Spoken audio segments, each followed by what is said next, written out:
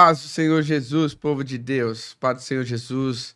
Aí eu não sei, né? Boa tarde, boa noite, bom dia, boa madrugada. Nós estamos aqui no 20º, não, né? No 18º, 19º episódio do nosso podcast Resgatados para a Vida, tá bom? Então seja bem-vindo, vem com a gente nessa conversa edificante, nessa conversa abençoada que nós fazemos aqui para edificar você, a sua casa, o seu ministério, tá bom? Quem vos fala aqui é o pastor Natan Moura, sou da comunidade evangélica Lírio dos Vales, ali em Guarulhos. Nós estamos aqui liderando esse projeto, né? Levando a palavra de Deus para dentro do seu lar, dentro do seu aparelho e falando um pouquinho mais de Deus aqui também na rede social, tá bom? Você que está nos assistindo, já clica em curtir, já comenta, já clica ali em seguir no nosso canal no YouTube, segue a gente nas redes sociais, Resgatados para a Vida, @iselve, @pastor Natan Moura, segue a gente para você ficar aí antenado com os assuntos e ser edificado pela palavra de Deus que está emanando aí de todos esses perfis, tá bom? Seja bem-vindo, vem com a gente aqui para esse bate-papo.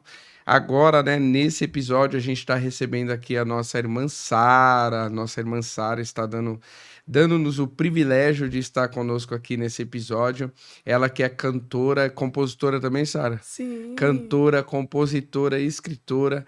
Ela está com a gente aqui para lançar o seu livro, para falar um pouquinho mais do amor de Deus. Então, vem com a gente nesse bate-papo que vai ser edificante e grandioso aí para a sua vida, tá bom? Sara, dá um bem-vindo para os nossos telespectadores aqui, ó, direto na câmera. Paz do Senhor Jesus, povo de Deus, tudo bem com vocês? Para mim é um privilégio, né, participar desse podcast. Foi um convite, assim, bem inesperado, mas eu falei, meu Deus, bora lá. Vai ser uma bênção. Eu louvo a Deus pela sua vida, pastor. Que o Senhor continue te abençoando, continue abençoando a sua casa, a sua família, a sua igreja. Gratidão pela confiança. É um privilégio mesmo estar aqui juntamente com vocês. Amém, amém. Pra gente começar, a gente tem aqui, Sara, o nosso quadro Resenha de Crente. Eita. Pra gente papear, só jogar uma conversa fora, descontrair, distensionar no começo. Você esteve com a gente na vigília, no Vigilhão da Lírio. Corretamente. Fala pra esse povo aí. Nossa, esse dia... O que é participar do Vigilhão da Lírio? Marcou a minha vida, irmãos. Vocês não têm ideia. Literalmente, marcou a minha vida. O Senhor se manifestou de uma forma tão poderosa. Deus usou muitos vasos ali para falar comigo. Eu falo, sabe quando a gente vai para casa? Nossa, é sério, quando eu voltei, eu entrei no carro. Os meus pais, né, dirigindo, eu entrei no carro. Aí eu deitei assim, aí, no banco, e naquela paz, naquela plenitude, que eu falei, meu Deus, que coisa boa, Jesus, graças a Deus. Tão bom quando Deus fala conosco, e que ambiente de adoração. Primeiro que quando eu cheguei, o pastor Natan já estava orando, né, gente? Falei, meu Deus do céu, guerreiro, intercessor.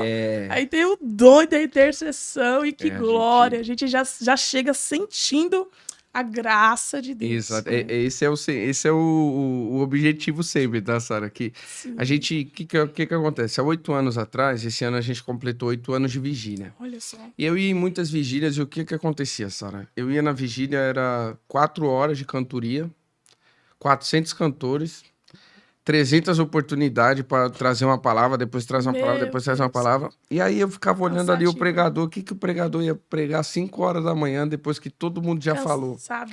E aí eu comecei a me questionar com Deus, né? Eu falei, Deus, isso não é um trabalho de vigília. Porque aí o que eu peguei muitas vezes é assim, a pessoa estava com a oportunidade, ela queria que o fogo caísse, né? Aí depois que ela entregava o microfone, ela voltava pro banco e ficava no celular, no Instagram, no Facebook. Falei, gente, a gente tem que mudar isso, a gente tem que fundar um trabalho que leve realmente em consideração o que é uma vigília. Fazer um trabalho com ordem e decência, e Deus colocou no meu coração da gente lá na Lírio dos Vales fundar o Vigilhão da Lírio. Que bênção. Há 8 anos atrás. O Vigilhão da Lírio é isso. É uma hora de clamor, você chega já sendo abraçado, envolvido pelo poder, porque nós somos da vertente pentecostal, né, gente? Então, Sara, aí não dá, né? Então você já chega abraçado, a vigília começando é só um detalhe, a gente só tá abrindo, porque ela já começa na oração. O povo já tá clamando, já tá buscando. Que bênção que você gostou desse trabalho. Nossa, demais. 8 anos já, uma bênção. Lucas, fala pra mim, Gabriel, que dia que vai ser a próxima vigília, bênção? Dia 11 de janeiro?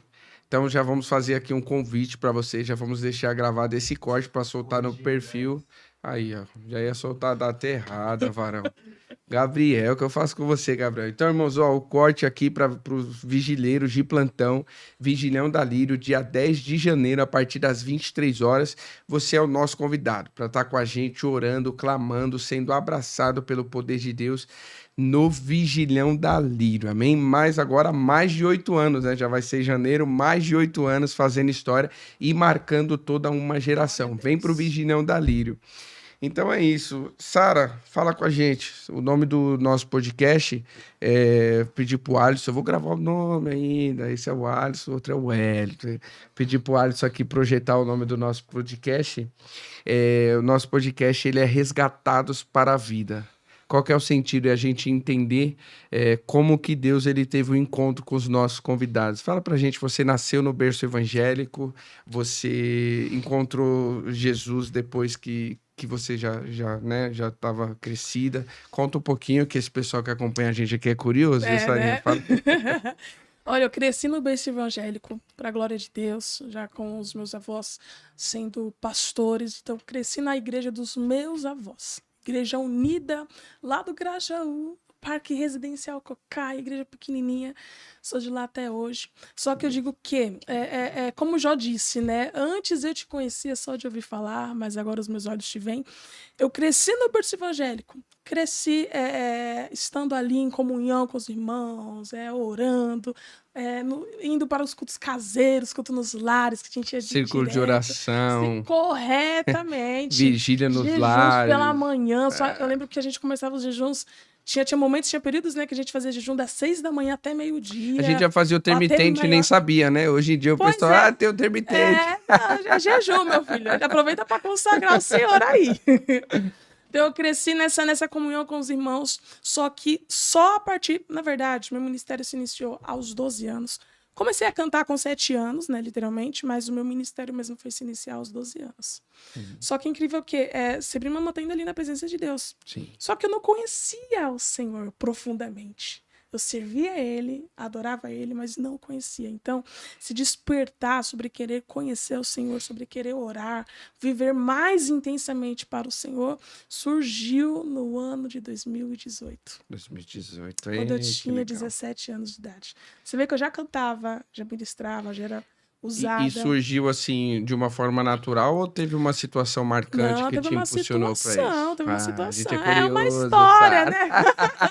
É toda uma história. Eu lembro que eu cantava, pastor, e quando eu cantava, as pessoas davam glória a Deus ali, levantavam as mãos. E nisso eu observava, porque desde pequenininho eu cresci assim no fogo, né? Vamos dizer assim. Então, sou muito do meio pentecostal. Eu lembro que de manhã eu acordava, minha avó estava lá, orando na cozinha, escutando a rádio ali do missionário Davi Miranda, né? Da Deus e Amor. Então, irmãos e irmãs. Eu acordava com ela orando, o missionário orando ali na rádio, no radinho que ela tinha na cozinha, com as filhas do missionário cantando também. Sim. Então a gente cresceu nesse ambiente. Só que eu lembro que eu cantava e amava cantar essas músicas pentecostais. Não Corinho de Fogo em si, mas essas músicas... Mas hino de verdade, fogo, assim, né? Fogo. Nada de hino sorveteriano, essas coisas assim. Não gostava. Jesus! Na minha igreja tinha, vamos dizer assim, eu gosto muito dos dois, há momentos, há fases, né? Sim. Há momentos que eu só quero escutar aquela, tipo, a tua mesa cura. Aquela coisa calminha. E há momentos que eu quero aquele que habita no meu esconderijo. É assim, a gente meio que mescla, né? Vamos dizer assim. No ponto de equilíbrio. Tem um ponto de equilíbrio. E eu lembro que eu cantava mais músicas pentecostais. Eu via as pessoas adorando ao Senhor, glorificando ao Senhor, só que o tempo foi passando e eu fui me inspirando em outras vozes proféticas e outras pessoas ali da região que cantavam. E quando elas pegavam no microfone e cantavam, o fogo descia. O povo levantava, o povo dava glória a Deus, o povo sentia a presença de Deus. Sentia. Isso. E teve um tempo que eu comecei a orar buscando isso no Senhor. Eu não quero apenas cantar. Quero que as pessoas sejam tocadas através do louvor que sai dos meus lábios. Eu quero que as pessoas sejam curadas, sejam libertas, sejam restauradas. E eu lembro que eu comecei aos 12 anos o meu ministério em si, mas dentro desse processo houve todo o contexto, né? Eu lembro que aos 13, 14 anos, o meu avô ele falou, filha, vamos orar. vou te ensinar a orar, porque até então eu lembro que eu tinha medo de orar. Né? Você vê? Olha que Medo de usar as eu tinha medo. palavras. Não O somente medo de... isso.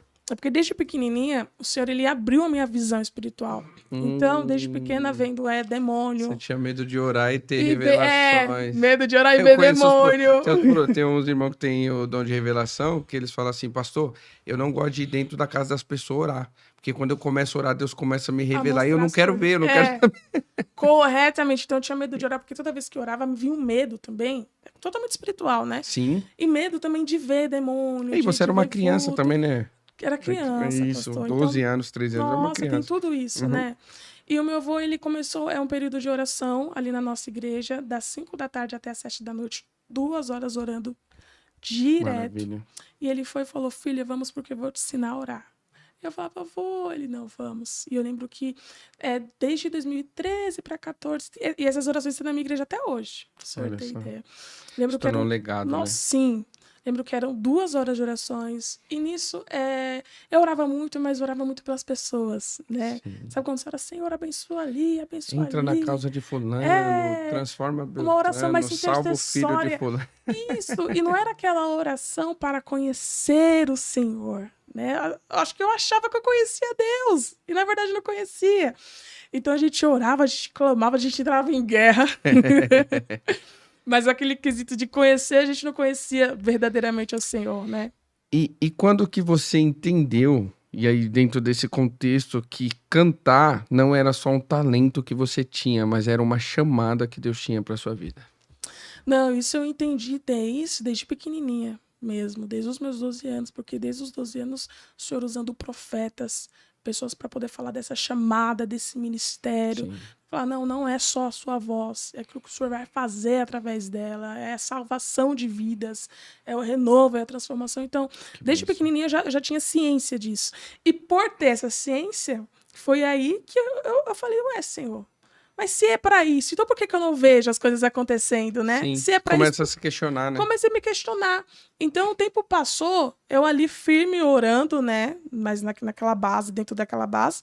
Só que quando eu completei 17 anos, ali no 3º ano do ensino médio, prestes a finalizar o ensino médio, começou um período ali de um conflito ali, tipo, de não querer, tipo, de saber o que eu queria ser, meu Deus, o que eu vou me formar, o que eu vou ser, o que eu vou fazer. E eu lembro que esse período foi um pouco assim, e eu tava meio que em dúvida daquilo que Deus tinha para mim verdadeiramente. Fala, Senhor, será que o Senhor tem ministério? Será que é isso? Porque até então eu não queria ser cantora. Nunca me passou pela mente. É que você tinha promessa, mas você não via as coisas acontecendo, né, de uma forma que... Era muito distante esse sonho, né? Esse desejo. Assim, eu queria cantar, mas na minha igreja, fazer a obra. Né? E não seguir mesmo com o chamado, com o ministério, carreira também, porque tem tudo isso. Então eu lembro que nesse período de não entender o que eu queria ser, porque até então a minha área em si é muito voltada para a área da arte, né?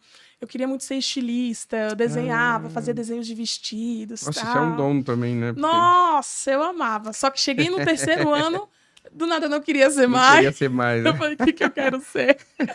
E eu lembro que eu fui numa igreja, olha que interessante isso. Fui numa igreja e eu fui ali para poder receber uma palavra do Senhor. E minha mãe tinha acabado de me cadastrar num curso preparatório para funcionário público, né? Ah, sim. E orando, eu falei, Senhor, será pra que prestar concurso, né? E corretamente, prestar concurso público. E orando, eu falei, Senhor, será que é exatamente isso que o Senhor tem para mim? Eu lembro que eu fui nesse culto e a palavra foi tão poderosa, mas tão poderosa, que me acendeu um algo e veio tudo na mente sobre o ministério, né, sobre a profissão em si, sobre eu ver, cantar e não ver nada, não ver as pessoas dando glória a Deus, dando aleluia. E eu falei, Senhor, a partir de hoje, mas não com essa motivação. Sim. Porque até então eu falei, meu Deus, mas está me faltando algo, eu preciso conhecer o Senhor de verdade. Você tem uma experiência de verdade. Correta, né? Eu não tinha experiência com o Senhor, sabe? Então eu falei, Deus, a partir de hoje eu vou viver mais intensamente para o Senhor. Então eu lembro, foi dia 20 de maio de 2018. A partir daquela noite, aquela palavra tocou tanto a minha alma, foi tão poderosa, foi um divisor de águas na minha vida. Que a partir daquele dia, eu comecei a viver mais intensamente para o Senhor. Então eu lembro que eu saía todo dia de casa, do Grajaú, 5 horas da manhã, para poder vir, não sei se está perto ou não, mas para poder ir na Liberdade, Vergueiro, que era o lugar do meu curso. Então, se eu acordava 4h30 para me trocar e sair 5 horas, ainda escuro, eu fazia questão de acordar meia hora mais cedo, para poder orar, colocar um louvorzinho ali, orar e ir para o curso. Então, isso se tornou parte do meu dia a dia. Se tornou um hábito, né? Um hábito, uma rotina, né? Um estilo ali de vida. E com aquilo, o Senhor foi se revelando, o Senhor foi falando. Eu não ouvia a voz de Deus. Na verdade, se eu ouvia, eu não sabia identificar entre o meu consciente com a voz dele. Então, eu comecei a falar com ele, Senhor, eu quero ouvir a tua voz. Eu não quero... É bom quando o Senhor fala através de pessoas, mas eu quero te ouvir. Sim. Eu quero saber quando é o Senhor que fala comigo. Eu quero também ser usada da profecia, tem tudo isso. É o que a gente fala de sair do raso, né? Corretamente. Porque no raso você consegue se alimentar, mas de uma profecia que vem, de uma palavra que é pregada, de uma unção que emana ali de um louvor que está sendo entoado dentro da congregação, você está ali no raso. Só que para você ter acesso aos dons espirituais, você precisa mergulhar. E o interessante é que hoje em dia as pessoas não oram mais por dons. Quando a gente conversa com algumas pessoas, elas falam, pastor, eu não oro para Deus me batizar, me dar o dom de revelação, o dom de profecia. As pessoas não querem mais orar, porque ainda hoje elas têm esse receio, esse medo de receber esse dom. Ah, é? É. Então, assim, o que as pessoas, e até as pessoas que estão nos acompanhando aqui, elas têm que entender é que, assim, o dom, através do Espírito Santo de Deus, o Senhor nos entrega. Sim. Só que o dom, ele tem que ser lapidado na nossa mão. Corretamente. E o que as pessoas não entendem é isso. As pessoas são batizadas com o Espírito Santo, falam em línguas uma vez. Aí depois fica com medo. Ou seja, não lapidou. Tem a ferramenta, mas não lapidou. Recebe uma revelação de Deus uma vez. Depois nunca mais busca para receber. Por quê? Deus deu o dom, mas você não buscou mais. Então você não lapidou o dom.